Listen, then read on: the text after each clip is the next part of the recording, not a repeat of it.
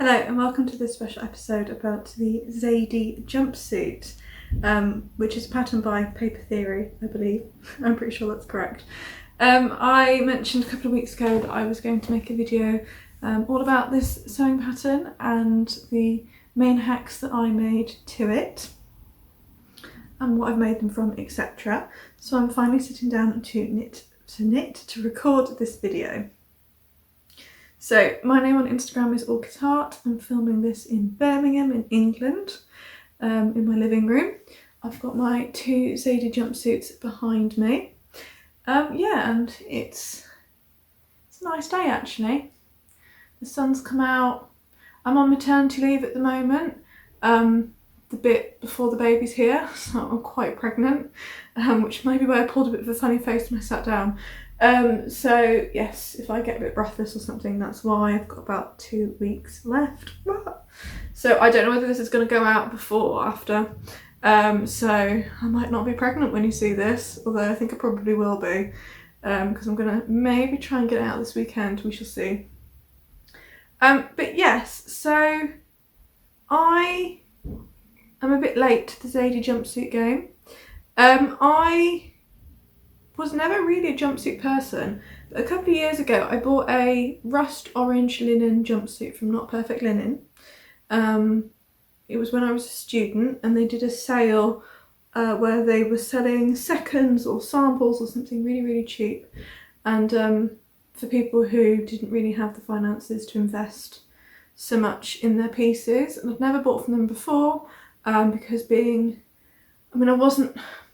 I was in that funny gap where you're no longer a student but you're not really employed, and so it was like 2/3 off or something, and so I treated myself because it was still a treat, because it was still more money than I would normally spend on clothes at that phase of my life, and I absolutely lived in it, and I'm still living in it. Well, not at the moment.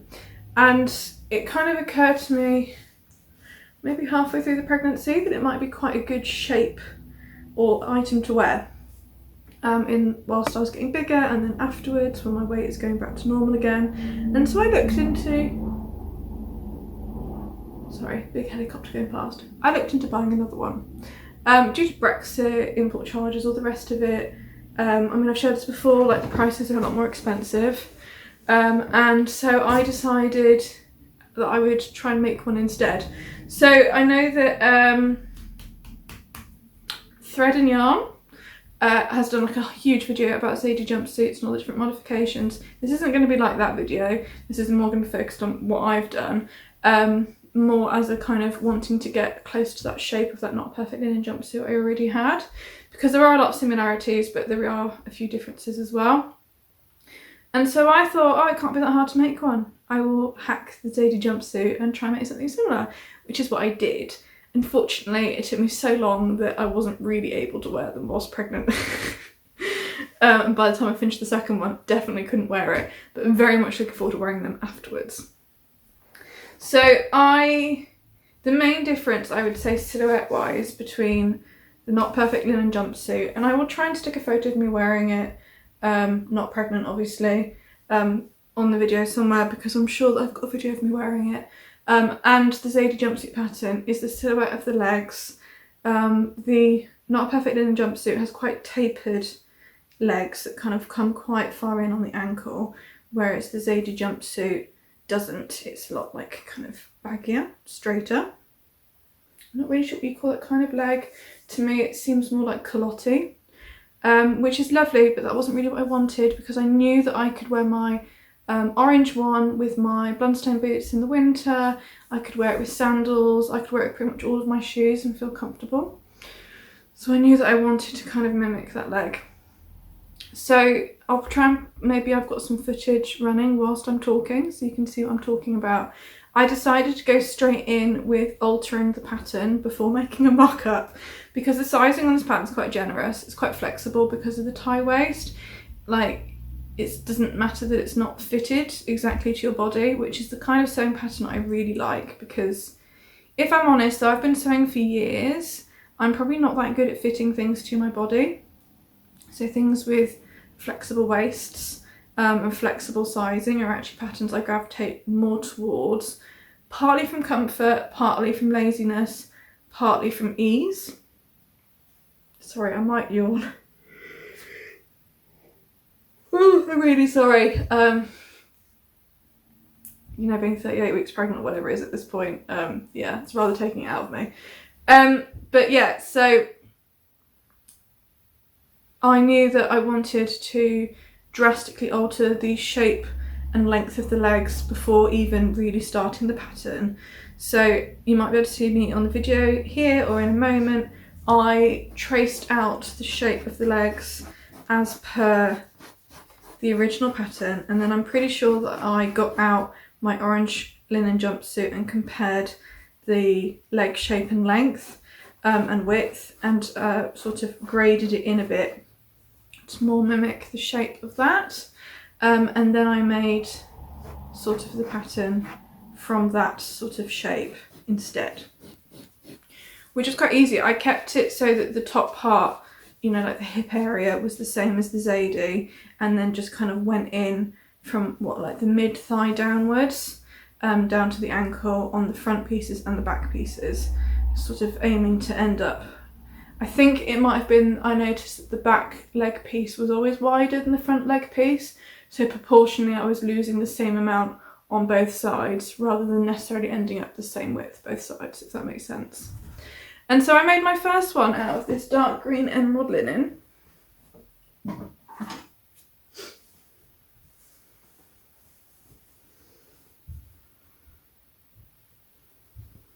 And I did notice when I was sewing the pattern that there were quite a few things in the way that the pattern was written and the way it was structured that really didn't make any sense to me.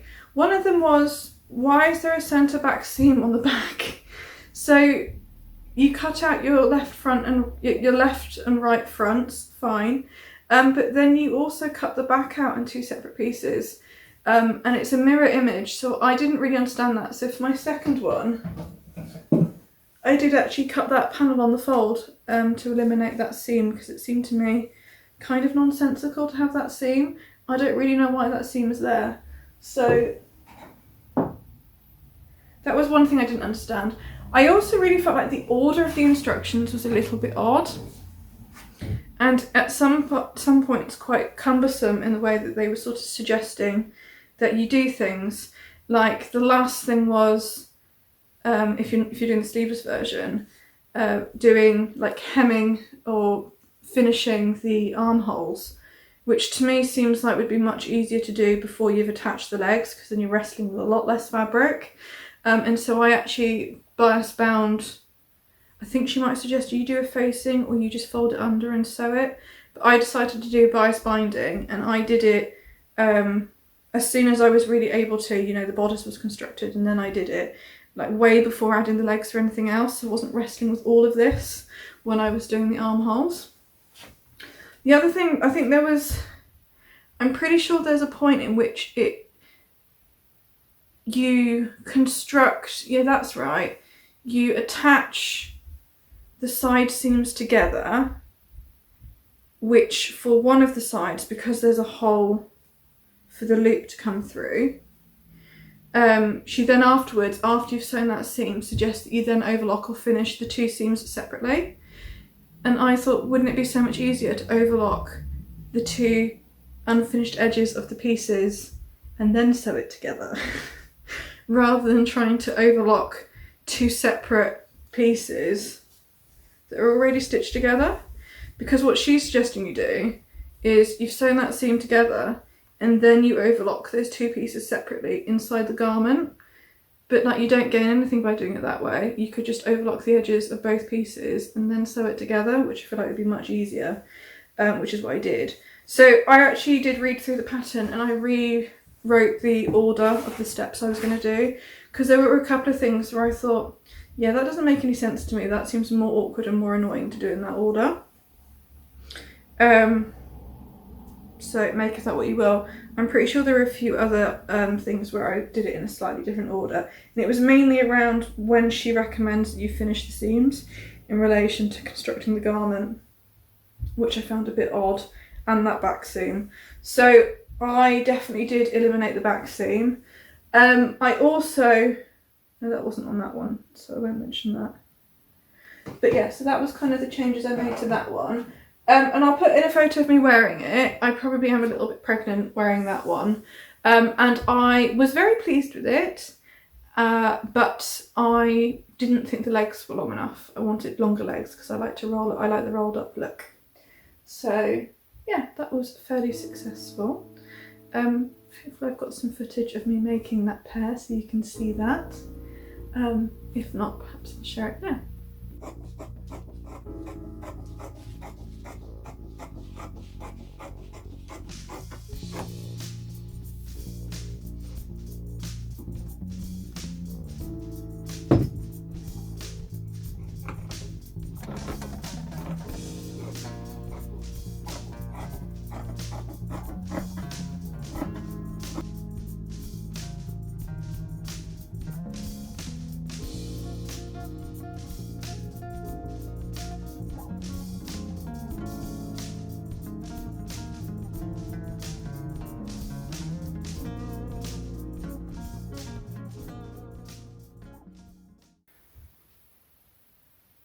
So after making that first set, pair, however you call it, I knew that I wanted to make another one out of this really lovely check green linen I bought from Ray Stitch.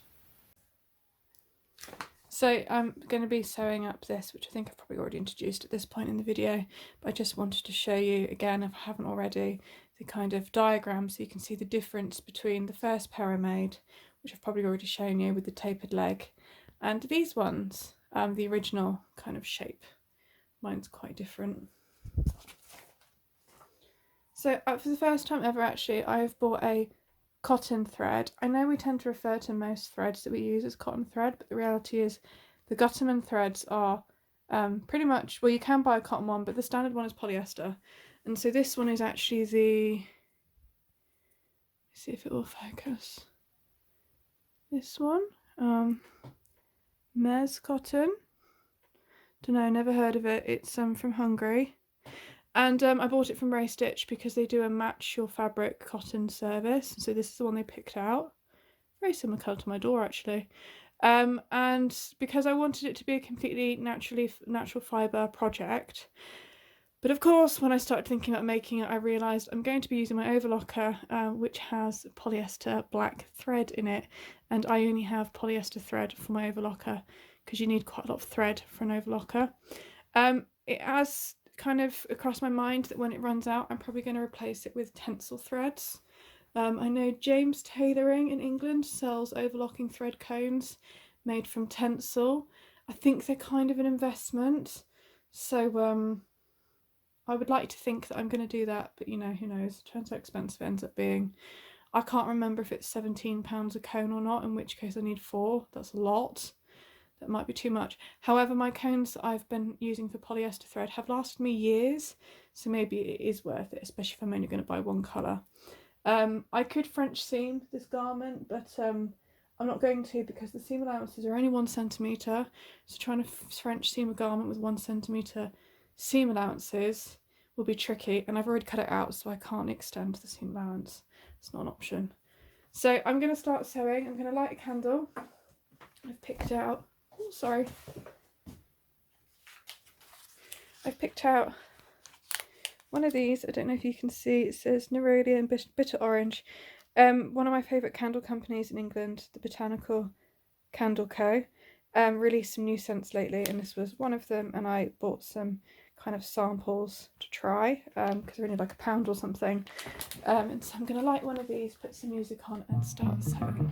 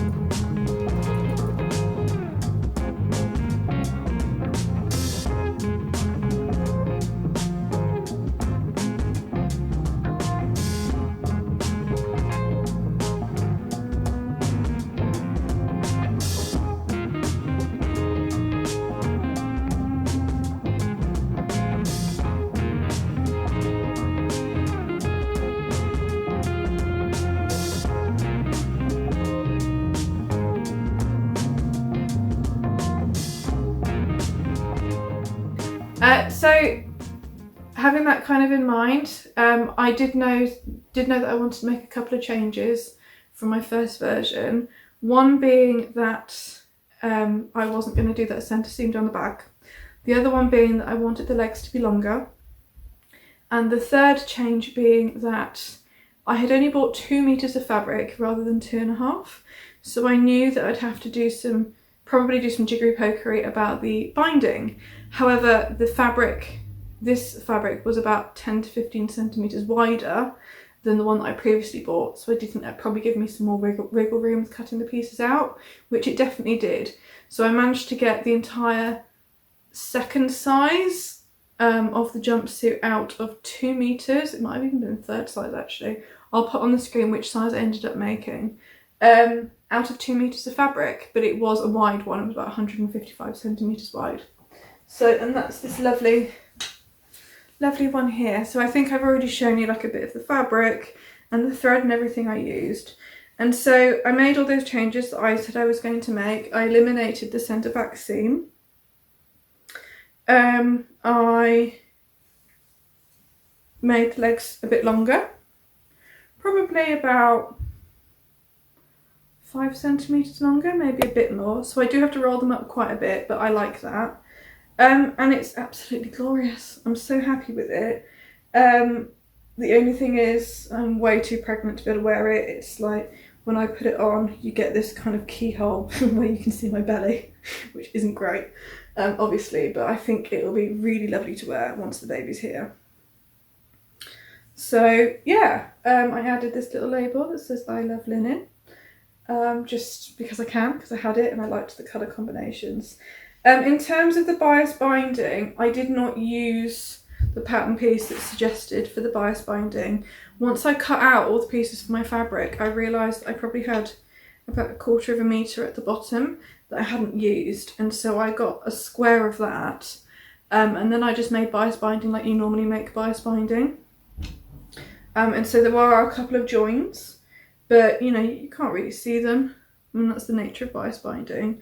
I guess the gingham sort of disguises that as well. So, yeah. Another change I made was that I did French seam the bottom seam of the pockets, just to give it a bit more structural integrity. I really can't wait to wear it because I've not been able to wear it at all. So, yeah, I mean, this is quite a short video. But I guess, because I haven't made as many of these as I have, obviously, the hinterland dress. And if you... Oops, scratching the crates. There we go. Because if you want to know about lots of different hacks, I do recommend Thread and Yarn's podcast video. She goes more into depth about all the different sort of versions she's made. But I kind of just wanted to give people who perhaps have less sewing experience a bit more confidence with the idea of maybe changing the silhouette of the legs, because that was obviously the main change I made. And if hopefully from the footage that I showed you how easy it is to do something like that, it's really not very hard. I mean, really, I probably should have made like a toile or a sample, and I didn't, which was a bit naughty. I would probably recommend that you guys do that because that's what a good sewing person would do. But yeah, so I mean, that was kind of it. I think I definitely want to make another one. I have been invited to a wedding in October, which is 2 months after the baby's due. Well, October, 3 months after the baby's due, so maybe this is less ambitious than I thought it was going to be. I would love to make one out of a tencel twill, which would be a little bit more fancy looking. And I think could be quite good for an autumn wedding, especially with my body being the way it is and if I'm breastfeeding or something like that, because I'm really struggling to think, what could I possibly wear to the wedding? And they're all makers and sewers, so it would be quite nice to wear something that I've made. But I don't know if I'm going to have time. It is quite an easy project, so maybe I would. I would say that I could do it if I went for it and I didn't have a baby and it was just me in my pre-pregnant state. I could easily do it in a day. However, I probably made both of these in a weekend comfortably. who knows what a sleep deprived newborn brain might cope with. A couple of weeks should be fairly easy, no? I don't know, we'll see. I'm sure I'll have enough time to do a bit of sewing, so maybe I can make one for that wedding. That would be really lovely, although I don't know what colour. Because I've got two basically green ones now and an orange one, so that's kind of my two staple colours. Green and orange. I don't know what colour I'd go for next. If you've got any thoughts, let me know. A nice grey, is that a bit boring? I don't know. I do have some really nice dark purple tencel twill, but I'm saving that to make my favourite trousers, which I've worn through to remake them, so I can't use that. But yeah, let me know if you have any questions about the pattern, or any thoughts, or whether you might make one, or you've already made one, or whether like the silhouette of the legs was maybe what was putting you off and now you might change, or you might have a go because it's not that hard to change it, etc. Yeah, and if you've ever made something because you already had something in your ready to wear wardrobe that you really liked and you thought, oh, actually I want more, so I'm going to have a go at making it myself. Sometimes that does give you quite good inspiration. But yeah, I'm going to leave it there. Thank you so much for watching. Hopefully this was a bit interesting. Apologies if it wasn't. I probably am going to either try and record a few videos before the baby comes and then plop them out, or there's going to be a really big gap. So we will see what happens. If this goes out before the baby comes, which I'm going to try, then I think one of my next few videos might be an Ask Me Anything. So if you wanted to ask me any questions, I feel like a Q&A type thing, then you could put them below, and I will feed those into a future episode, as it would be lovely to have more of a two-way chat. So thank you very much for watching. Hope everyone is well, and I will catch up with you all soon. Thank you. Bye.